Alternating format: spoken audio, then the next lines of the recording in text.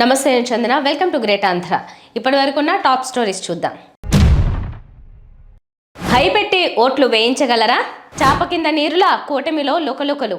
కర్నూలుతో పాటు విశాఖకు కూడా హైకోర్టు బెంచ్. అమ్మయ్య, జగన్ మాట్లాడుతున్నాడబ్బా. కేసులు పెట్టడానికే అధికారమా? మంత్రి నారాయణ వర్సెస్ కోటంరెడ్డి. 6 నెలలలో అన్నీ జరగవు. రోడ్లు బాగైపోవు, ఇతరతర సమస్యలు సద్దుమణిగిపోవు. కానీ అక్కడక్కడ సన్నాయి నొక్కులు వినిపిస్తూనే ఉంటాయి. వైకాపా సోషల్ మీడియా లేదా వైకాపా అనుకూల సోషల్ మీడియా హ్యాండిల్స్లో అస్సలు సమస్యలు కనిపించకూడదు, వినిపించకూడదు అనే ప్లానింగ్తో కూటమి ప్రభుత్వం ముందుకు వెళ్తున్నట్టు కనిపిస్తోంది. మద్యం వ్యవహారాలు, ఇసుక రేట్లు ఇలాంటివి అన్నీ నిత్యం ప్రముఖ దినపత్రికల జిల్లా పేజీల్లో కనిపిస్తూనే ఉన్నాయి. మరీ ఎక్కువగా కాకుండా వీలైనంత వరకు ప్రజా సమస్యలను వార్తలుగా వేస్తూనే ఉన్నారు. కానీ ఇవే వార్తలు లేదా సమస్యలు సోషల్ మీడియాలో కనిపించడం లేదు. వైకాపా రూలింగ్ టైంలో ఇలాంటివన్నీ కొండంతలుగా సోషల్ మీడియాలో కనిపించేవి. రోడ్ల గోతులు, ఇసుక రేట్లు, మద్యం పాట్లు ఇలా అన్నీ అటు జనసేన ఇటు తెదేపా అనుకూల హ్యాండిల్స్లో విపరీతంగా కనిపించేవి. ఇప్పుడు వైకాపా హ్యాండిల్స్ ఆ పని చేయడం లేదు. దీనికి కారణం మరేమీ లేదు, అరెస్టుల భయం. ఎక్కడ పడితే అక్కడ సోషల్ మీడియా జనాలను అరెస్ట్ చేసి లోపలేస్తున్నారు. దీంతో సోషల్ మీడియాలో నెగిటివిటీ అన్నది సద్దుమణిగిపోయింది. కానీ ఇక్కడ ఒక్కటే అనుమానం, ఇలా అరెస్ట్ అయిన వారు, వారి కుటుంబీకులు, సంబంధికులు వీరంతా ఇంకా ఎప్పటికీ యాంటీ తెలుగుదేశంగా, వైకాపా అనుకూలంగా ఉండిపోవాల్సిందే కదా. ఒక్కసారి దెబ్బతిన్నవారు, జైలుకు పోయినవారు, కేసులు ఎదుర్కొన్నవారు అనుకూలంగా మారే అవకాశం తక్కువ కదా. వీరంతా వైకాపా ఓట్ బ్యాంక్ అనుకుంటే వాళ్లను తమ వైపు తిప్పుకునే ప్రయత్నం కూటమి ప్రభుత్వం చేయడం లేదు. వారిని మరింత టార్గెట్ చేయడం ద్వారా అటుపక్కే ఉంచేస్తోంది. మొన్నటి ఎన్నికల్లో వైకాపాకు 40% ఓటు బ్యాంకు ఉన్నట్లు వెల్లడైంది. అంతటి నెగిటివిటీలో కూడా 40% ఓటు బ్యాంక్ అంటే చిన్న విషయం కాదు.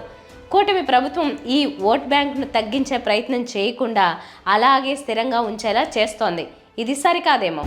కూటమిలో చాప కింద నీరులా లుకలుకలు రోజు రోజుకు పెరుగుతున్నాయి.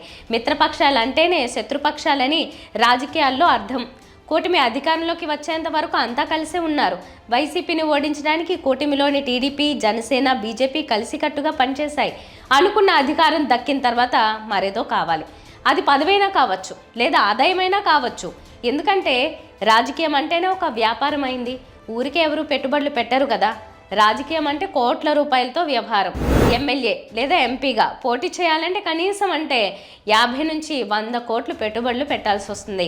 ఇంత భారీ మొత్తంలో ఖర్చు పెట్టి గెలిచిన తర్వాత దాన్ని రాబట్టుకోవాలనేది నాయకులకు మొదటి ప్రాధాన్యాంశంగా ఉంటుంది. అందుకే కూటమి నేతల మధ్య గొడవలు, రాద్ధాంతాలు. తాజాగా ఆర్టీపీపీ నుంచి ఫ్లైయర్స్ తరలింపు విషయంలో BJP MLA Adinarayana Reddy, TDP నాయకుడు మాజీ ఎమ్మెల్యే జేసీ ప్రభాకర్ రెడ్డి మధ్య గొడవకు కారణం ఆదాయమే. వాళ్ళ మధ్య పొలం గట్ల గొడవలేం లేవు.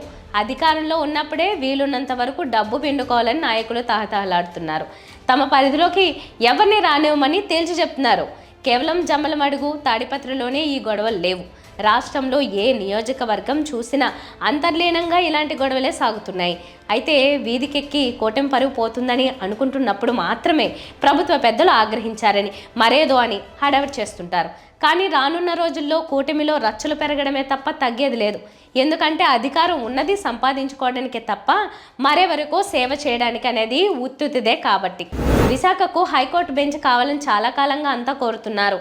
దీని మీద గతంలోనూ ప్రస్తుతం న్యాయవాదులు అంతా డిమాండ్ చేస్తూనే ఉన్నారు. ఉత్తరాంధ్రలో మొత్తం 3 ఉమ్మడి జిల్లాలు ఉన్నాయి. కేసులు కూడా ఎక్కువగానే ఉంటాయి. దాంతో హైకోర్టు బెంచ్ ఉత్తరాంధ్రకు కేటాయించాలన్నది ఒక చిరకాల డిమాండ్గా ఉంది. దీని మీద భారత అత్యున్నత న్యాయస్థానానికి ఒక విన్నపం చేశామని విశాఖ హైకోర్టు బెంచ్ సాధన సమితి ప్రతినిధులు తెలియజేస్తున్నారు. విశాఖకు హైకోర్టు బెంచ్ అన్నది ఏనాటి నుంచో ఉన్న డిమాండ్గా వారు చెప్తున్నారు. విశాఖకు ఎందుకు హైకోర్టు బెంచ్ ఉండాలి, దాని ఆవశ్యకత మీద సేకరించిన సంతకాలతో కూడిన వినతి పత్రాన్ని సుప్రీంకోర్టు చీఫ్ జస్టిస్ ఆఫీస్కు అందజేశామని తెలిపారు. విశాఖకు హైకోర్టు బెంచ్ ఇవ్వాలని వారు అంటున్నారు. ఇటీవలనే కర్నూలుకి హైకోర్టు బెంచ్ ఇవ్వాలని రాష్ట్ర ప్రభుత్వం సిఫార్సు చేసింది. దాని మీద అసెంబ్లీలో కూడా ముఖ్యమంత్రి చంద్రబాబు ప్రస్తావించారు.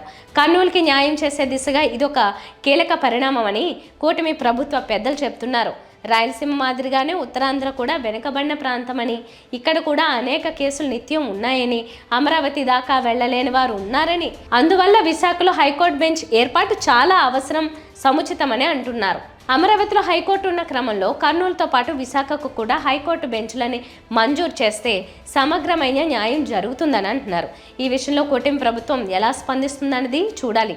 మాజీ ముఖ్యమంత్రి వైసీపీ అధినేత వైఎస్ జగన్మోహన్ రెడ్డి ఇటీవల కాలంలో తరచూ మీడియా ముందుకు వస్తున్నారు. తమపై సాగుతున్న దుష్ప్రచారాన్ని జగన్ ఎప్పటికప్పుడు తిప్పికొట్టడంలో యాక్టివ్గా ఉంటున్నారు. ఇదే పని జగన్ అధికారంలో చేస్తుంటే ఇవాళ ఈ పరిస్థితి వచ్చేది కాదనేది వైసీపీ నాయకుల భావన. జగన్ అధికారంలో ఉన్నప్పుడు మీడియాతో అసలు మాట్లాడలేదు.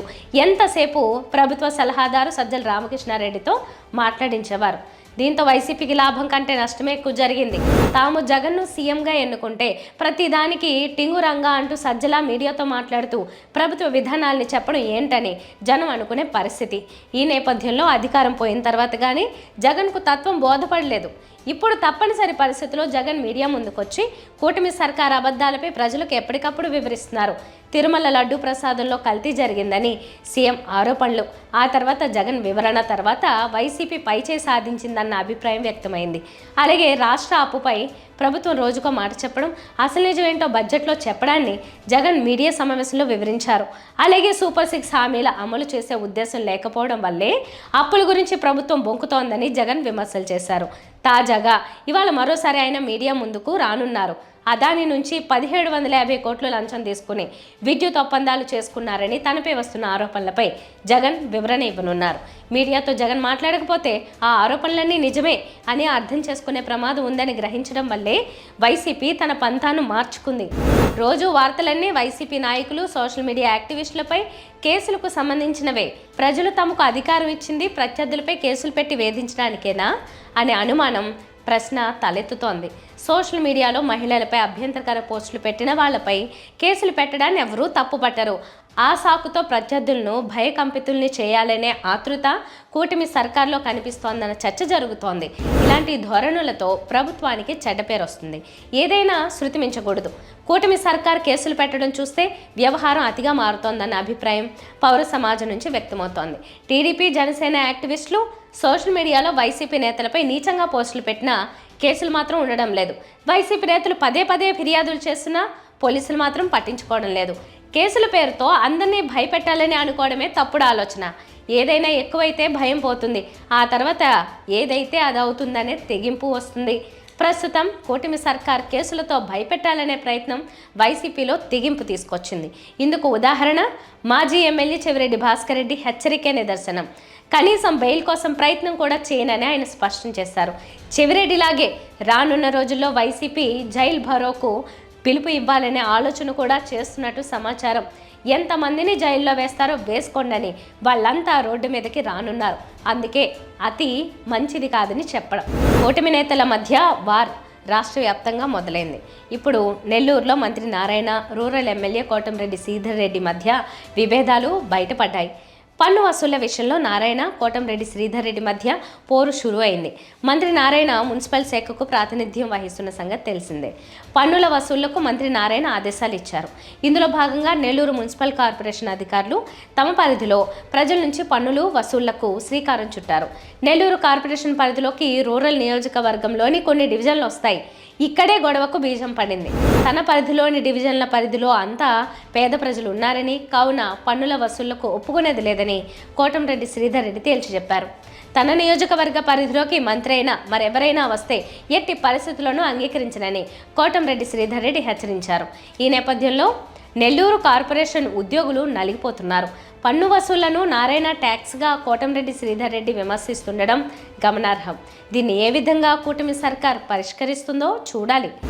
ఇవి వాళ్ళ టాప్ స్టోరీస్. మరిన్ని అప్డేట్స్తో కలుద్దాం. నమస్తే.